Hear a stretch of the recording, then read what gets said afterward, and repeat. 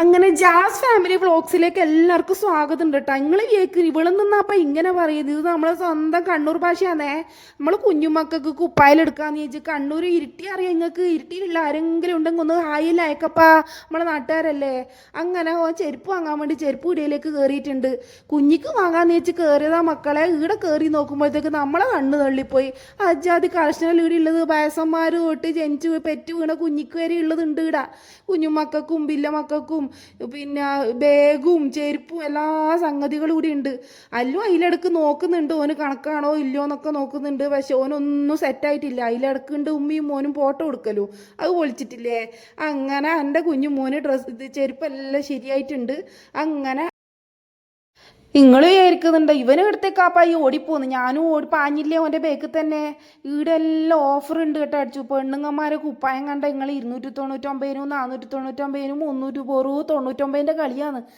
ഒരുപാട് കളക്ഷൻസ് ഉണ്ട്. നമുക്ക് നമ്മൾ പിന്നെ ചുരിദാർ നോക്കൂല. നമുക്ക് പറ്റിയ ജീൻസും കിട്ടി, ഒരു ചെരുപ്പും കിട്ടി, നമുക്കൊരു ബാഗും കിട്ടി. നമ്മൾ സന്തോഷവതിയായിട്ട് നിന്ന് കുഞ്ഞും മക്കൾക്കുള്ള കുപ്പായി കൊടുത്ത് രണ്ടാൾക്കും ആദ്യം കിട്ടി, അല്ലൂനും. ഇതെല്ലാം കഴിഞ്ഞ് കുറച്ച് കഴിയുമ്പോൾ മക്കളെ ബാറ്റിന്ന് കാണാൻ തുടങ്ങിയൊരു ബെസ്നിറ്റ്. അങ്ങനെ നമ്മൾ കോക്കാടുള്ള റെഡ് ചില്ലീസ് കയറിയിട്ടുള്ള ഇവിടെ വന്നിട്ടുള്ളവരൊക്കെ ഒരു കമൻറ്റ് ചെയ്യണം മക്കളെ.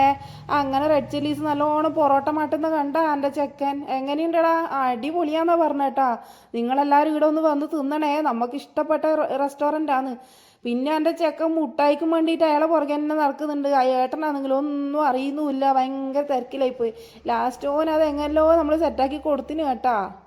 വയറ്റിലെ കാളെല്ലാം നിന്ന് പരുക്കെത്തിയപ്പോൾ പിള്ളേർ പറഞ്ഞു എന്നാൽ പിന്നെ ഉമ്മ പുതിയ കുപ്പായിലെടുത്തല്ലേ, നമുക്ക് എന്തായാലും പുറത്ത് പോയിട്ട് ഒരു ഫോട്ടോയിൽ എടുത്താലോ എന്നെല്ലാം പറഞ്ഞു. അങ്ങനെ പ്ലാൻ ഇട്ട് നമ്മൾ പോകുന്ന എടുത്തേക്കാന്നറിയാം.